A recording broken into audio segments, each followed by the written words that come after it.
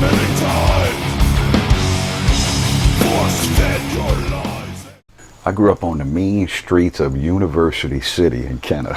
Okay, in Kennebra. Yeah. So the oldest memory that I have is, I think around 72, maybe standing on that platform where the foundation where they built the house. But anyway, that's where I grew up, and I left University City in Kenner about when I was 15 years old. Moved in with my mother. She was already living in Fat City.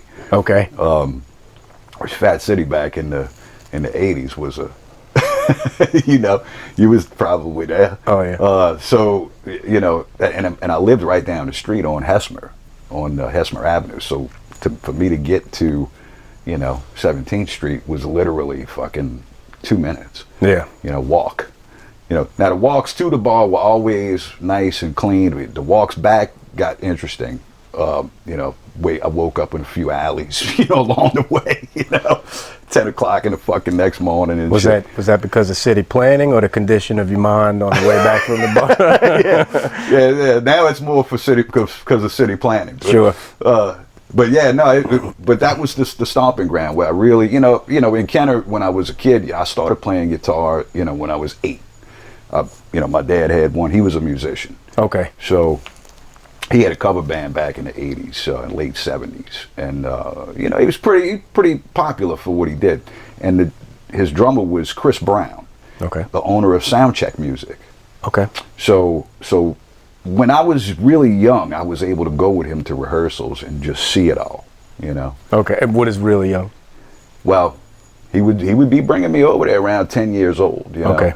So I would fucking dabble with a guitar, and just interested in it and shit when I was 8, But when I hit 11 years old or so, 12, man, that's when I really started to fucking go, oh, I can do this, and I really started to get interested in it.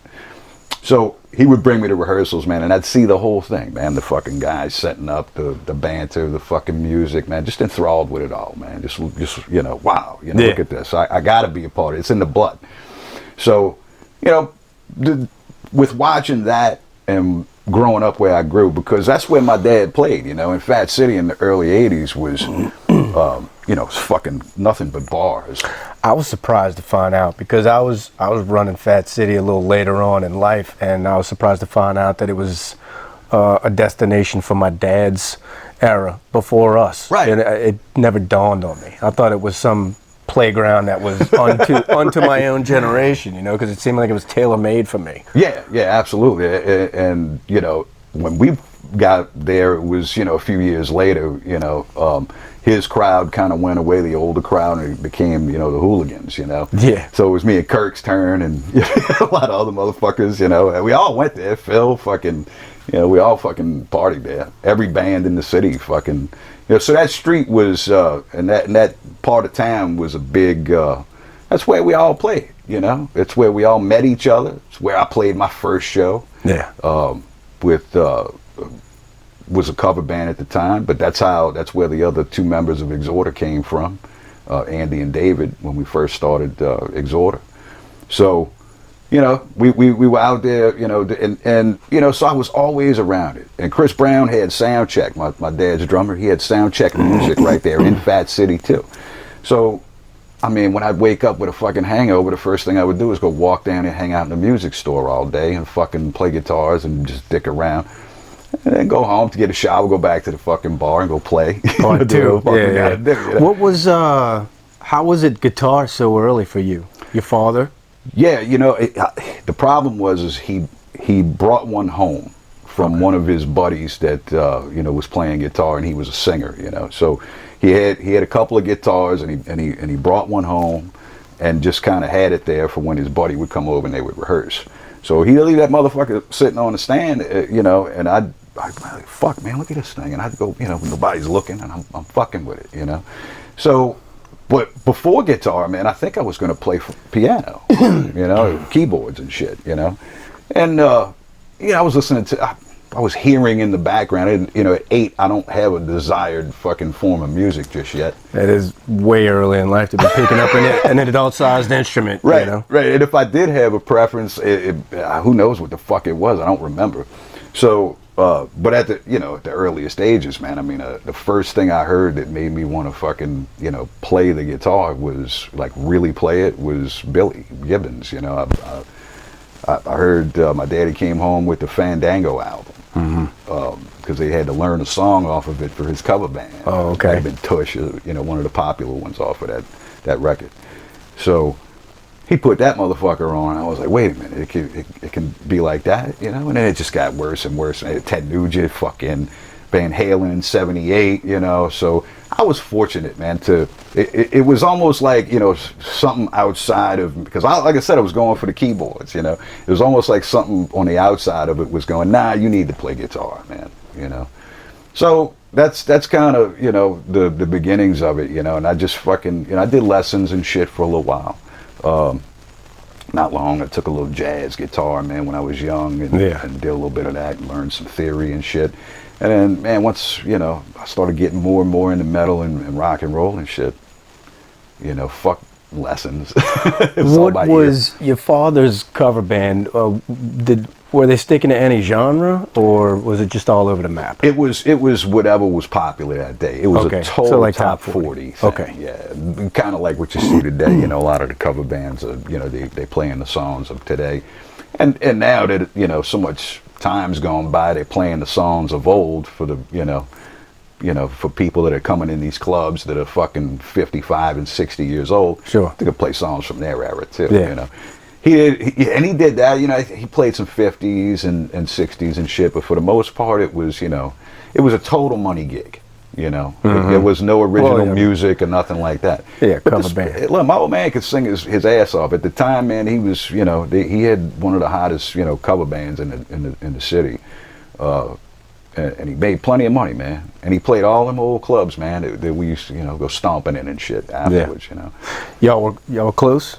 When you were coming up? Yeah. When we were growing up, I mean, he took off. Look, my story is no different, really, than a lot of motherfuckers.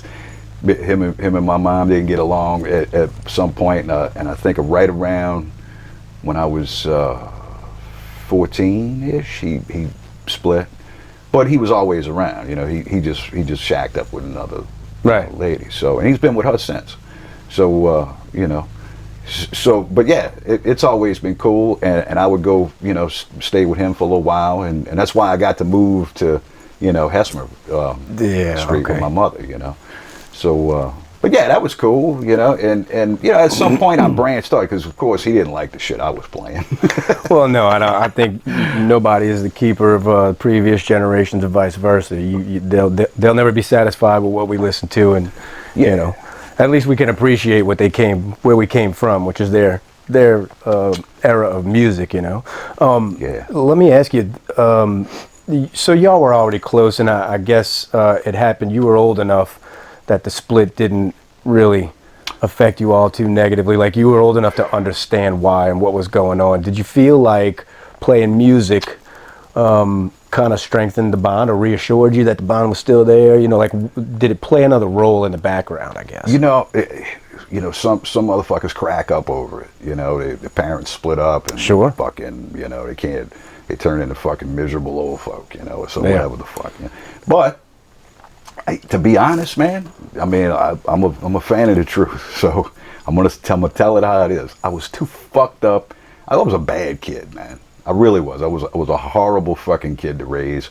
I had all the advantages. Look, I wasn't spoon fed, but I mean, I'll tell you this: I was the fucking kid in the neighborhood with the swing set, the swimming pool, and all of the toys and shit. Yeah. And everybody else in the neighborhood hated my fucking ass for it, and they whipped my ass. So that's where I learned how to fight. These motherfuckers come and whip my ass just because I had the cool shit on the block, and I guess they were jealous of it. Sure. So anyway, long story short, most motherfuckers will crack up over that shit. I was just a bad kid, man. It didn't bother me at all, because I was too wrapped up in my own shit. I was partying, man. I was playing guitar. I was fucking, running the streets, man, in and out of, little bands here or there, neighborhood jams and shit. Getting ass, I was just doing the normal shit, and to be honest, I really didn't give a fuck. I should have, But, you know, in hindsight, but like I said, I was just a bad kid. And I was a bad kid all the way up until I was about 22. Yeah, but you know what, though? I mean, it kind of sounds like you grew up quick because you were young, keeping the company of older people, you know, your dad's bands and friends and things like that. So you were kind of young, hanging around with older people. So between that and divorce, you probably grew up really quick. Yeah, I did, and I was bad in school, man. I mean, I had a fucking full, not this, but I had a full beard when I was like 14. Oh. So man, I'd go to fucking school. They would literally send me home because I didn't shave, you know. And my old man got my ass one time. But they sent me home from school.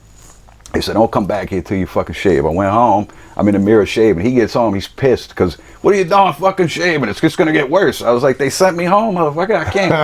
I can't go back unless I do this." He's like, "Well, let me show you how to do it." Yeah. Wow. You know? Yeah, that's growing up quick, Vinny. That's what I'm saying. Yeah, you know, and you're right. I saw, you know, the interactions between, you know, how the older fellas treat. Because to be honest, dude, I really didn't hang.